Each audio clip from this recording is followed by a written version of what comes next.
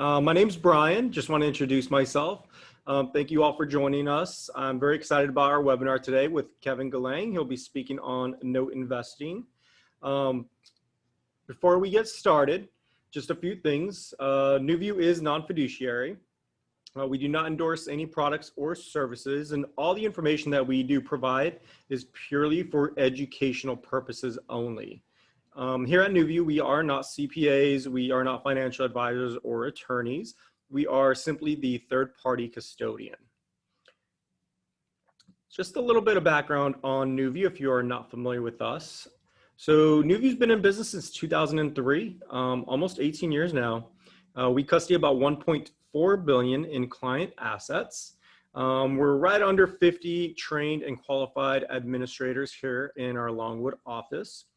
And we pride ourselves on being simple to do business with, available, and responsive. And our biggest goal is to strive to build new relationships. So that's the foundation of our business. So just a few things. I'm going to give you some background information on Kevin before he gets started. Kevin is a software engineer sales rep by day, and he focuses on helping organizations of all sizes solve business problems through technology. Outside of work, Kevin uses his sales skills from 9 to 5 to help busy professionals generate wealth by turning other people's debt into cash flow for their savings or using IRAs for mortgage notes. Kevin shares his investing knowledge and experiences through his 2 investing podcasts. He is the co-host of Tech Guys Who Invest podcast, as well as the host of Note Nuggets podcast. Kevin's mission is to inspire others to take control of their financial success. He's a firm believer in establishing the right mindset for success and wants to motivate others to take action in their own lives. So with that being said, I'm excited to introduce Kevin Galang. Thank you so much. I am excited to be here.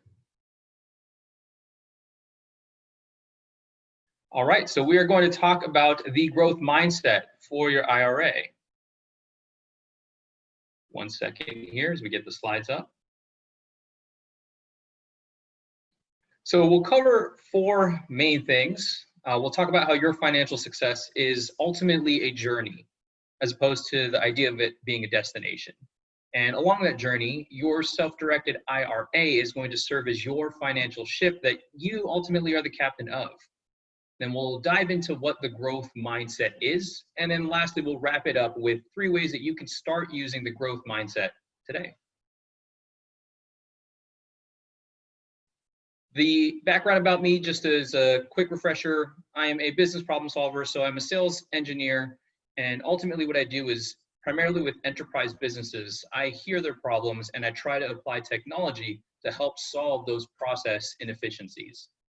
And I am a note investor outside of my 9 to 5 job, where I turn other people's debt into income for myself, other investors. That's perfect for your savings or your IRA. And primarily I focus on mortgage notes. So first position, performing or non-performing residential mortgages, generally in the Southeast area of the US. I love educating people. I have this abundance mentality that I subscribe to. So if I learn something, I want to share it. Being a personal development junkie, I think that ties into it as well. I'm always trying to be the best version of myself. I meditate, I journal, I read books, listen to podcasts, I'm networking. All of this is to help Kevin be the most successful version of himself so that I can help others do the same thing. And the abundance mentality definitely trickles down into the 3 podcasts that I have. Note Nuggets podcast is going to be all about note investing. So you're learning one aspect of the business each time you listen. Tech Guys Who Invest is really for busy professionals that want to learn something outside of investing in a 401k, for example. It's a great way to increase your financial literacy. And if you like personal development, check out the Secondhand Success Show. It's more of like a passion pet project, if you will, where I explore that, where you're achieving success from others who have done it as well. This is where you can find me. Don't worry about having to scribble it down really quickly. I'll send this slide deck to NuView Trust, who can then send it to the attendees. But the contact information is also in my email or the virtual background, kevin@notenuggets.com. And the podcasts are there that you can subscribe to as well. So when we talk about your financial success, it's a journey. And I want to kind of share the journey that I've had and experienced so far.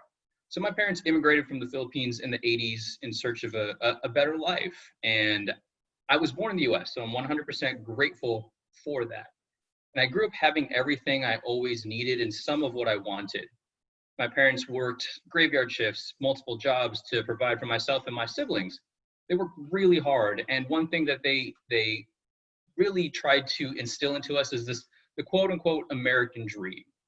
You know, the one where you get a good job, you go to college first, you get a good job, then you save up to buy a house, you invest in a 401k, you work till you're, I think it's 67 now, and then you start living your retired life.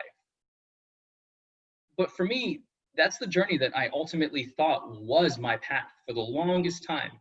And then I got into an argument with my girlfriend, and she was the one that said multiple streams of income is the way that we build wealth. And I thought, no. The 401k ladder, the corporate ladder is the way we're going to do this.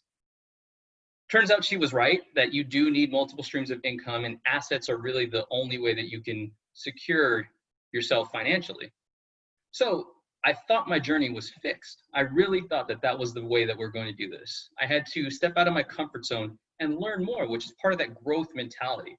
All of this is to say is that wherever you are in your journey, it doesn't have to end where it's at. You can always grow. You can always make a change. You are the captain of your financial ship. So when we're talking about a journey, there are two things you'll need.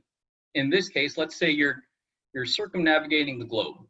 You'll need a ship, and that vehicle is going to be your self-directed IRA. And then you'll need a plan, a map, and that's going to be that right mindset. Because as you're going through the world, sailing the oceans, you're going to hit certain you can go any which way you want to, but there are certain paths that are going to be easier for you, that are going to be easier for your ship. Maybe your ship isn't meant to take treacherous waters. Maybe it's meant to sail on calmer seas. That's okay, but that's part of knowing your ship and having the right mindset to attack the exact journey that you're looking to do. So we're talking about your self-directed IRA is your financial ship to command. Let's get on the same page about what a self-directed IRA is. Okay, so straight from NewView Trust's website, a self-directed IRA is one that permits the account holder the broadest possible investment choices. When I was investing in my 401k, I'll be honest, I only picked a target date fund because everybody else was. I didn't really understand what I was getting into and do all the research that I should have when I selected that fund. And then when I started to become more financially literate, I looked through the list and all you get is a fund here, a fund there, this state fund, this other fund, but that's it. You don't have any say as to how the funds are investing your money. You really have no control other than picking those funds. However, with the self-directed IRA, it's a retirement account that allows you to invest in what they call alternative assets. And alternative assets can be real estate, promissory notes, which are my favorite. There's businesses, and there's so much more. So when we talk about it being your financial ship to command, you have to recognize, as the disclaimer was said at the beginning of this presentation, for example, NewView Trust, they will not provide you, nor can they legally provide you with financial or investing advice. They're really there to facilitate the investments that you make sure that you're in compliance. Because the IRS has certain rules and regulations that you'll have to follow, and NewView Trust is the right team to help you stay within that compliance. Because you don't want to lose all of your hard-earned money based off a bad type of a non-compliant investment. When I was interviewing Jason DeBono at NewView Trust for the Note Nuggets podcast, which is releasing in the future, the way he explained it to me is there are more assets that you can invest in versus those that you can't. It's almost easier to say no, to list out the things that you cannot invest in versus the ones that you can. So ultimately, like I said earlier, as the captain of your ship, you can go in any direction, almost any direction you want. And that's why you have to have a plan to know how to attack that journey, how to attack the oceans out there, because they can be crazy, they can be scary, but you have to understand what you're getting into and how to navigate to your destination. So how do you take it in any direction? Where are you supposed to go, right? The open oceans, your financial journey, there's so much information out there. For example, there's so many ways that you can make money with a self-directed IRA. It almost becomes overwhelming at first. You'll network with people, And one thing is investors will always tell you can make money in this asset class, which is true, right? But maybe flipping houses isn't for you. Maybe note investing isn't for you. That's where you have to understand and look internally what makes the most sense for you as the captain of your ship. So let's talk about why your mindset matters. If you have the self-directed IRA, that's your vehicle, right? And think of your own mindset as your compass, supplemented with the plan of attack for growing your self-directed IRA to as large as you want it to in the safest way possible. If you know your vehicle, right, you need to know the ins and outs of what's possible with your self-directed IRA. The great news is a team like NewView Trust will tell you all you need to know. You present them with, hey, can I do this with my self-directed IRA? Yes or no. And if it's no, don't try to go around them because legally you shouldn't do it with your self-directed IRA. If it's yes, that's fantastic. But that's all that they can tell you. So you have to understand how, for example, if we're taking a trip around the world, some oceans are going to be more turbulent than others. And I liken that to how risky certain investments are. If you're the type of individual that is going to take risks like that, good for you. But that doesn't mean that I will be or the other person will be. But that's something that you need to understand. And that's why the mindset matters. You understand your vehicle, which is part of your self-directed IRA, but you need to know the limits of you as an investor as well. The assets you choose are important, right? You have to think about your investor identity. What do you like to invest in? What matters to you with this money? What do you ultimately want the money to do? Those are questions you need to ask yourself, and certain assets will do different things for you. And ultimately, when we talk about ignorant investing, that is probably the biggest mistake you can make with a powerful tool like the self-directed IRA. Because to me personally, ignorant investing is no different than gambling. You need to get educated on whatever it is you're going to put your hard-earned money to. You don't have to know exactly the ins and outs, but you can know the right people who know the answers that can educate you on that. So what is the growth mindset? When we talk about the growth mindset, we're going to quote a leading psychologist in that field of the growth mindset. And she wrote a book about it actually too. And I quote, she says, in a growth mindset, people believe that their most basic abilities can be developed through dedication and hard work. Brains and talent are just the starting point. This view creates a love of learning and resilience that is essential for great accomplishment. And I'm sure all of you would agree, if you can grow your self-directed IRA to create generational wealth for your family, then that's a great accomplishment. And the growth mindset is highly applicable to that action of trying to increase your not only financial literacy, but your financial success. The best way to also describe the growth mindset is to provide examples in comparison to the opposite end of the spectrum, which is a fixed mindset, where you're thinking that your situation, where it is now, is fait accompli. It's not going to change. If you have that mindset, which having a self-directed IRA is actually moving in the direction of a growth mindset anyway, but now you got to take it a step further, right? If you think about investing, think about how can you grow your IRA? I also like to think about the growth mindset as asking myself open-ended questions. That way I have additional options that I can explore. So how can I invest in that asset? Well, where can I buy that asset? Who do I need to get in touch with to teach me about that asset? Who do I need on my team? These are all the things these are the types of questions you'll ask yourself when you're on your financial journey, trying to grow your IRA as largely as you can. So when we talk about the growth mindset, it's a fantastic mindset to have when you are navigating through your financial journey. So how can you do that with the IRA today? The first, as I mentioned earlier, is knowing your investor identity. Thinking about how much time you have to learn, how much time you have to dedicate. For example, I was speaking to an investor who wanted to invest in notes. He's an older gentleman, and he said, I don't really want a 30-year mortgage being as old as I am. So that means while mortgages are great, he's looking for, 5 to 10 year type of investment. And that is something that he had to define himself based off of knowing where he's at in life, right? That's one thing to consider. What makes sense to you? You shouldn't invest in something you don't understand, because that's similar to investing ignorantly, right? If you invest in something you're 100% confused in, you might as well just take a guess at whatever it is you're trying to invest in, right? You have to understand what it is you're going to dedicate your money towards. And having that in mind, also what it is you like, what is fun to you about investing, right? If you can, I've recognized that I really enjoy learning about mortgage notes. So when I take a dive into it, I'm excited about it. I love learning about it. So it becomes easier for me to digest information, which when I have more information, I can make much wiser decisions about investing my money, investing with partners, other things like that.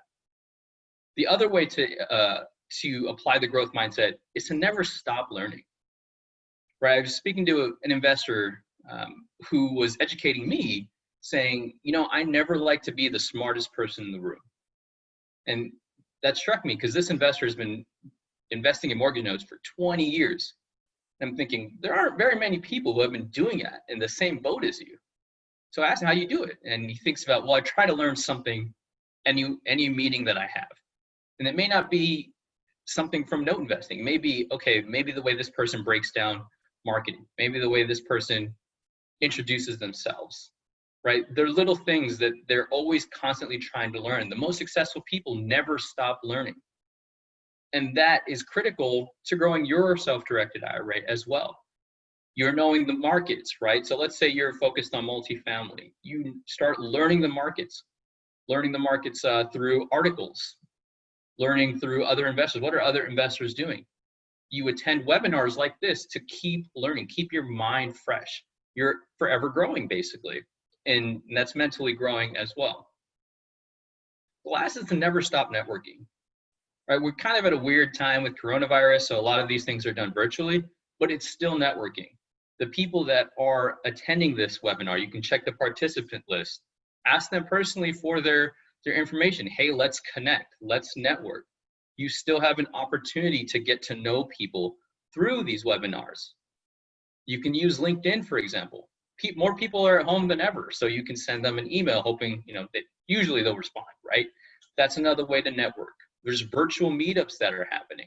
If you listen to a podcast, reach out to the host, reach out to the guest that was on there, because chances are, from my experience, if a guest is on the show, they leave their contact information where you can find them. So you're networking. If you hear somebody talking about mortgage notes and you like the way that they break it down, reach out to them directly, learn more, book a time on their calendar to connect. These are great ways that you can learn the opportunities, learn from others, but ultimately these are additional tools to help you on your financial journey. So you can add this to your ship, and that ship is basically going to become larger and larger to a point where you know exactly how you want to get to your destination the fastest, the most effective way possible as well. So when we talk about what we covered today, I want to recap that. Your financial success is a journey. It's never ending in the regards where you can always grow it. You can always learn more. You're the captain of your ship through your self-directed IRA. Again, there are a significant amount of things more that you can invest in versus the things that you cannot. And please correct me if I'm wrong, but it's pretty much collectibles or things that derive their value from subjectivity and insurance policies. And then when it comes to what is the growth mindset, it's understanding that wherever you are, you can change that. You have the power to change that. If you want to turn your ship and do a 180, you absolutely can. But as you do that intelligently. Don't just say, oh, I'm investing in notes. Now it seems like everybody's doing multifamily. I'm just going to do it because everybody else was doing it. If you have the idea that I'm going to invest in this asset because of X, Y, and Z, then that's the growth mindset there instead of following that shiny object. Because I'll tell you right now, it took me some time to figure out which shiny object I wanted to focus on, because all the shiny objects sound great. And then when we talk about applying that growth mindset, knowing who you are as an investor, because those shiny objects are going to always be presented to you. It's better to be able to say no to something than to say yes to something and then regret saying yes to it. And then never stop learning. There's books, there's podcasts, there's webinars. There's so much information out there for you to continue on your journey to learn. And lastly, to never stop networking. This is a great forum to network. Technology is becoming an increasingly great tool to establish relationships with people across the country or across the globe. So I wanted to end this with a special thanks to New View Trust for allowing me to come on to share this message about applying that growth mindset to your self-directed IRA. And again, this is where you can find me. You can go to notenuggets.com/podcast or tgwipodcast.com. And if you want to know how I'm taking the time to find mortgage notes today, I created a free video for you. Check it out, notenuggets.com/find notes. And if you want something to read on a Saturday morning or a Sunday morning with your cup of coffee or tea, we released a free ebook that highlights the skills and tips to help you invest wisely and safely. So you can check that out at ebook.tgwipodcast.com. And again, I will send this presentation deck to New View Trust, and they can send it to the participants. So now I'd love to open up the floor. If there are any questions, let me know.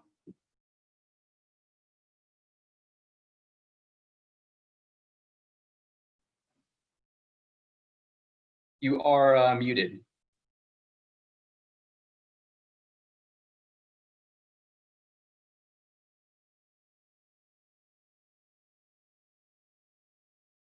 Any questions? Let me see the Q&A.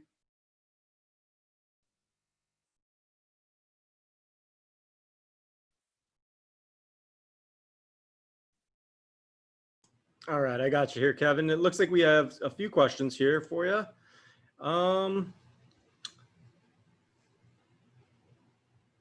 So from New View, who holds the title if they were to buy a note? So the IRA would hold the title of that note. It would be in the name of the IRA and the IRA owners. What is a good ROI to try for? That is a tough question to answer, because what's a good ROI for you ultimately? It really depends on the individual. There are some investors that, hey, I'm happy with 4% because I want it to be extremely safe. There are other investors that are willing to take bigger risks, but with bigger risks come, generally speaking, much greater reward. And I think that comes down, the power of notes is the power of negotiation as well. You know, you get to negotiate a lot of terms with whoever the borrower is, within reason, of course, whether it be secured or unsecured notes. You know, you have a lot more power and control over that. So if you're doing seller financing, 5K after 6 months, I've seen the notes I've been looking at that are seller financing, anywhere between 8 to 12 is the general interest rate on those notes. That's what I've seen. So something along those. I haven't seen anything over 12% for a seller finance note yet. How do you know when a good time is to sell a note? I would say that's a very good question. For me, the reasons why that when I've spoken to other sellers of notes, a lot of them are, I just want to sell to recapitalize for something else. So I guess if there's an opportunity for you to get more than what the yield is presenting, that could be one way to think about it. Or if you want to just kind of the cash for liquidation purposes, to hold on to cash, that's one way. But other than that, generally speaking, for a performing note, I think it's a great buy and hold strategy to sit on it and let the cash flow come. Let's see.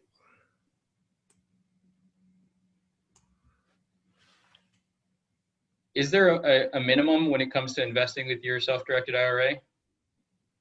There is no minimum. Well, $500 to keep the account opened, but other than that, there's really not a minimum.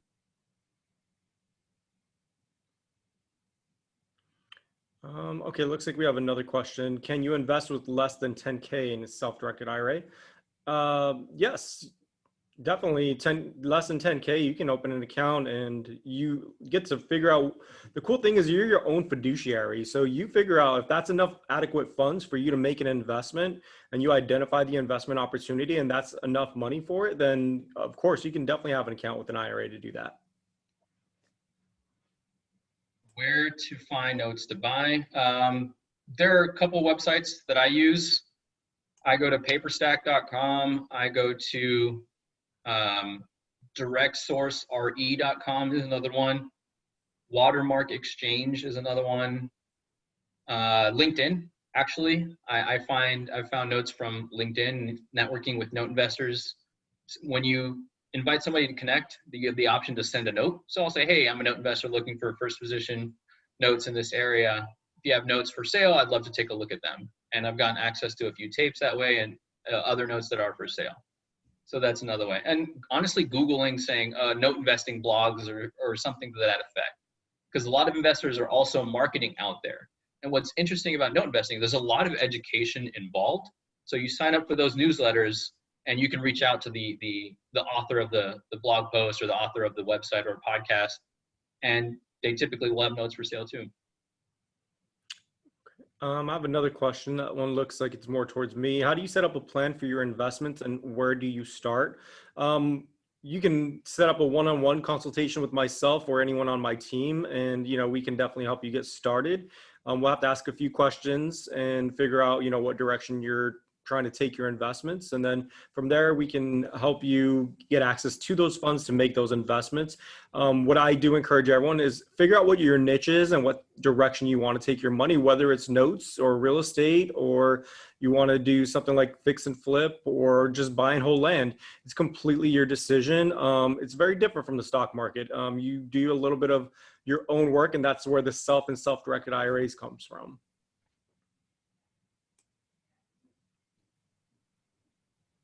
I guess this question would be for me, where it says, do you think 50K is a good amount to begin residential family homes, Airbnb? That's not my space, but if whether or not an amount is good, I would try and network with somebody that specializes in that, or ask yourself what you want that 50K to do. For example, like I know Airbnb is taking kind of a huge hit at the moment. What that market looks like, I don't know the ins and outs of that. I would recommend you to an expert in that field. But really, when you say is 50K good, well, what do you want the 50K to do? It could be good. It really is ultimately it depends.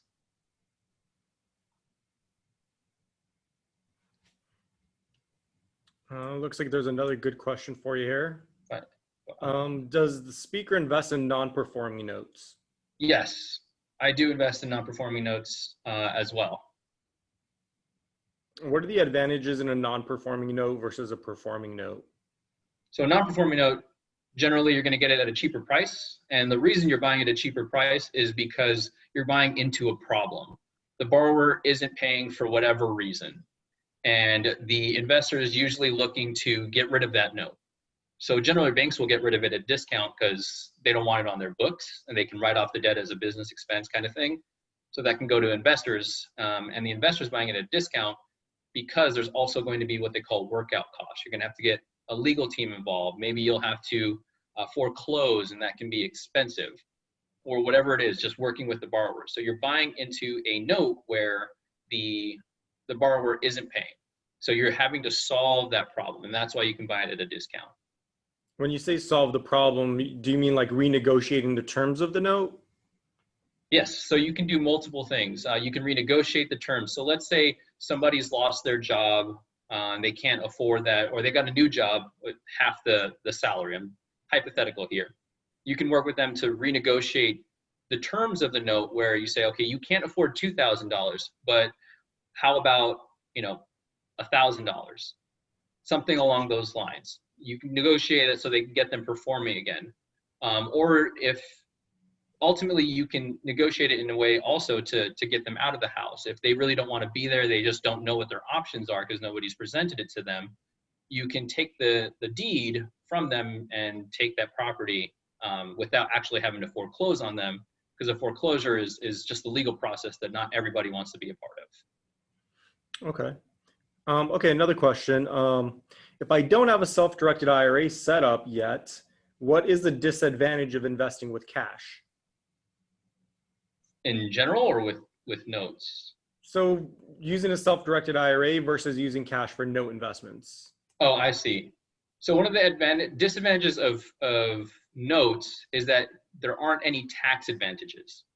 Whereas if you invest in, and this is what my CPA has told me, so I am not a CPA. I'm just parroting what my CPA told me. That interest that you get is basically taxed as regular income. So that's one of the greatest disadvantages. Whereas if you had it in a self-directed IRA, and that's a Roth, all of that is tax-free. So if you, whatever the interest is, you're just not getting taxed on it. If you do non-performing note, the interest or the profit you get from getting that, reperforming it and selling it, or taking the house back and selling it, that's all pure tax-free profit for you. So that's probably the biggest disadvantage I can think of. Can you highlight the differences in private notes versus going into note funds? Sure. So a private note would be something you could do in your self-directed IRA today, right? There are investors out there that say, hey, I'm looking to flip a house and I need some money. So hard money lending is something that I've heard other investors do with their self-directed IRAs. Or you can do even a long-term hold, like, hey, I need to buy this rental, but I don't have the cash. I will put you in first position. So you're basically taking the role of the bank. Now, you have full control over that because you can negotiate the terms. You can do complete due diligence. You can get an appraisal. You can get a BPO. Work with, pull a credit check on the potential borrower. When you invest into a fund, there's a lot less control on your end with that, right? You're assuming that the fund managers know exactly what they're doing, which is to say most of the time that they do, hopefully. So there's the private aspect of it. There's a lot more control that you as the investor has when you invest in on the private side. Okay, interesting. Another question, the amount needed, I would say minimum amount needed to get started in note investing. So I think I'm going to answer that one. There's really not a minimum. It's up to you to either find a borrower, even if it's, I mean, I've seen people lend money just for even a down payment on a home where they get to negotiate some terms to get some interest back. And, I've also seen some funds that have a very small minimum buy-in to get into that note fund. I've seen them as low as $5,000. I've seen some that are lower than that. So it's really up to you to find that investment because Nuvie can't do that for you. But we can put you in the space with like-minded investors. And like before Kevin mentioned, LinkedIn is a great place to find those things. So you would have to do some research to figure out, what investment you want to make, do your due diligence. And then if you want to move forward, then that's the amount of money, the minimum amount of money you would need to make that investment. All right. There's another question about penalties for rolling over 401k to an IRA. So I'm gonna leave that to you. Yeah, I'll take that one. Okay, so any penalties or fees for rolling over my 401k to an IRA? So no, you're going from one retirement account to another retirement account. There is no penalties for that. It's not a taxable event. However, a lot of times if you're still with that current employer, it might not be eligible to be moved over into an IRA until you've reached the age of 59 and a half typically. So you would have to touch base with whoever that 401k provider is and see if any of those funds are eligible to be rolled over. Now, with that being said, there's a lot of people that have switched jobs in the past. They've had 401ks from previous employers. And then that chunk of money might have rolled over into their current 401k. Well, that amount of money is usually eligible to be rolled over into a self-directed IRA. So it's really up to you to reach out to whoever that 401k company is and find out what amount of money is eligible for that. Okay, there's another question here. Can you do a lease option? For that question, I don't know if it's like, can I do a lease option or if it's in general? I think in general they're asking. Can you do a lease option with your self-directed IRA? Is that a thing? That is not anything I'm familiar with. No. So I'm familiar with the idea of a lease option, but I don't know how you can do it with the self-directed IRA. So I'm not sure. I'm sorry. Yeah, I mean, there are some rules when it comes to using a self-directed IRA. So when you say by lease option, I think I need you to elaborate a little bit. But one thing is anytime you invest in real estate, period, you can never live or rent that property because your IRA, you can't really do business with your IRA. You can't live or rent the property. Neither can any disqualified parties. So I would probably say that the answer is no, but it's worth exploring. If you want to call me, we can speak one-on-one and we can figure that out together. Another question, can you pool your money within your self-directed IRA? So if you're asking about partnering like your own cash and your IRA to go in on an investment, you can definitely do that. It's almost like a joint venture or two parties partnering on an investment. However, the rules would still apply. All the self-directed IRA rules, prohibited transactions, disqualified parties, kind of like a joint venture if it was a property. And say you went 50-50 or 60-40, 70-30, however you structure that deal, it remains that way for the life of that investment. If it's a real estate property, it stays like that until you sell the property. You can sell your IRA portion, but it cannot be to a disqualified party, which is yourself, your spouse, your parents and grandparents, children and grandchildren. So your ascendants and your descendants are all disqualified from purchasing that portion of that property. You can always take it as a distribution later on once you reach retirement age and pay the taxes on that portion that your IRA does own, and then you would own it completely yourself.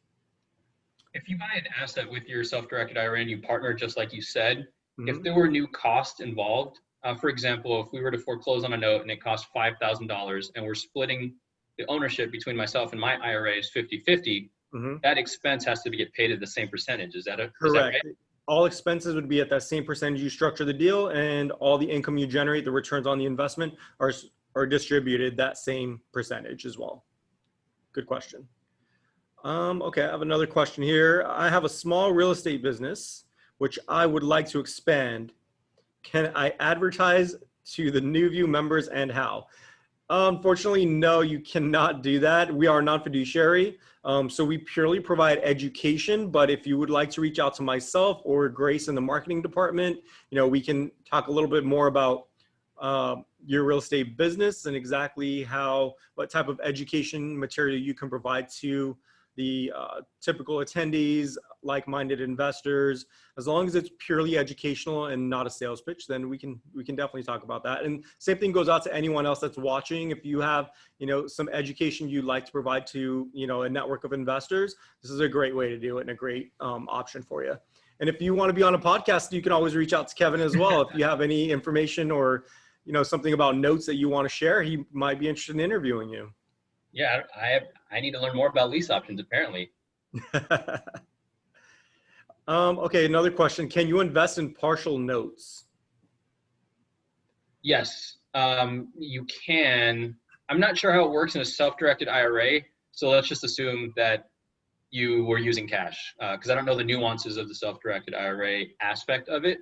But the way a partial note would work is you're selling literally a parcel of that note. So what we mean by that is, let's say you have a 30-year note, right? You buy it at whatever price. You can sell the first 15 years of that, or whatever portion you want, for whatever price. So let's say you're getting the interest rate on it, or you're getting a yield of 8%.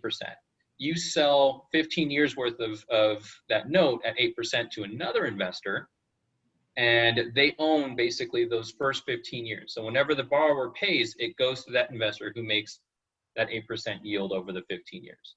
The advantage for you as the original note buyer and holder is you have recapitalized. You can then take that money to buy another note. And then after that, you get the next 15 years on the back end of cash flow. So it is possible. I'm not sure how it's possible with the self-directed IRA, but that's kind of at a high level how a partial works. So this is more of a personal question. How do you personally feel like about balloon payments at the end of a note? Do you feel like it affects the overall outcome of the note? Like, is there potential for the borrower to stop payments because of the balloon payments at the end and it become a non-performing note? Yeah, so if I was I try to avoid the balloon payments because for me, it presents an additional risk, right? If I buy a balloon note, I will look at the borrower's income. I will really try to give the best educated guess as to whether or not they are going to perform when that balloon payment is due. So that's ultimately how I would analyze it. So I'm looking at maybe their income, payment history. If they've ever been late before with the given payment, for example, then if the payment increases by a significant amount, I look at that as a red flag that I don't know how they're going to be able to keep up if they couldn't keep up with the slower payment. So for me, it's an additional risk, but I'm a risk-averse investor anyway. I hope that answers the question. Yeah, no, that was a great answer. It definitely cleared some things up for me. Okay, I think that's all the questions for today. Thank you so much again, Kevin, for joining us. If anyone does have any other questions, you can reach out to myself. You can reach out to Kevin if you have questions for him. He provided his contact information. I definitely encourage you to watch his podcast. There's a lot of great interviews, a lot of good education you can get from there. And then feel free to send us text code. You can download our Self-Directed IRA e-guide. There's a lot of good information there if you're not familiar with Self-Directed IRAs. And thank you everyone for attending today. And hopefully you can join us again for our next webinar. Have a wonderful day. Thanks, Kevin. Thank you.